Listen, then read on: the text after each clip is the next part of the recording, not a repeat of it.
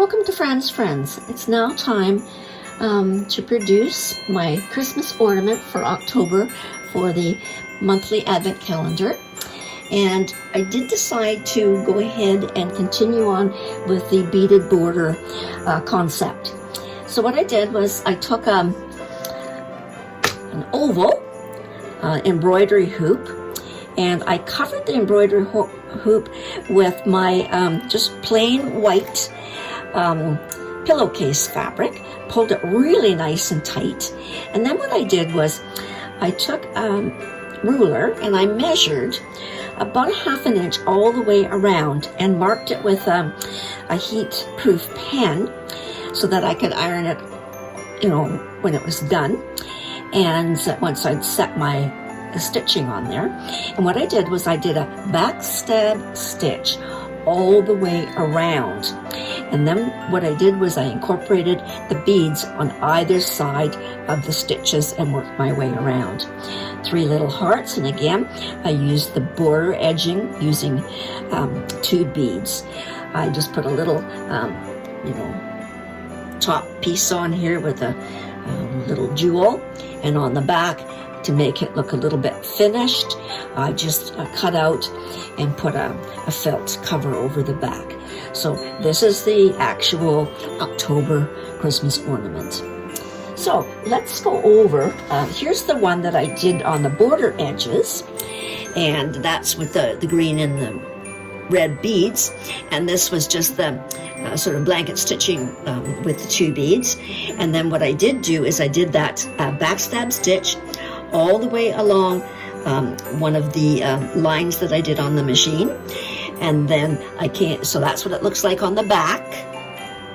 And then what I did was I just went along and incorporated a green and a red all the way up to give you the sort of effect of the Christmas motif. So how you do the backstab stitch is very simple. You take, here's my hoop, you take your floss and you bring it up through your fabric like that. And then what you do is you just pull your floss to the edge of your last stitch, just like that. Pull it through.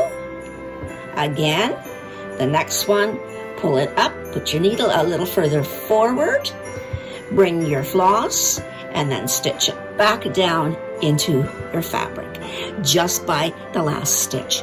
So that gives you sort of a ladder effect of what they call backstab stitching. Then what I did, once I've completed that, this one would be a circle for the edging. And then what I did was I took my beads and I incorporated the first bead. My second bead goes on to my needle. And then what I do is I turn to the edge, the back end of my needle, and I pull that through the next stitch. So the first one I pulled through the first stitch, and here's the second stitch here, and I'm just going to pull it through this side. So then what you're doing is you're just pulling that through that way. So now you have a bead on one side and now a bead on the other.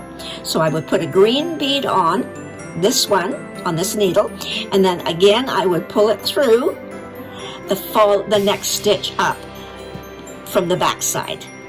So that's basically what you're doing, and that will give you your sort of ladder effect with the red bead on one side and the green bead on the other. So that's what it looks like. Very simple to do. And it didn't take me, it takes a little bit of time, but I think it's quite effective. So that's October's Christmas ornament. We've only got 2 left to do. So there you go. So try it. You can do all kinds of things with these beads and the floss. And all this was just a little piece of satin with felt on the back and the satin on the front with a heat and bond in the middle. And that gives it its stability. And then I just went around with the blanket stitch with the beads. So there you go. That's October. So thanks for watching, and hope you enjoyed, and carry on trying all kinds of different methods. And I spent quite a bit of time just going on YouTube and Facebook and looking for different border edges. lots of fun. Okay, thanks. Bye-bye.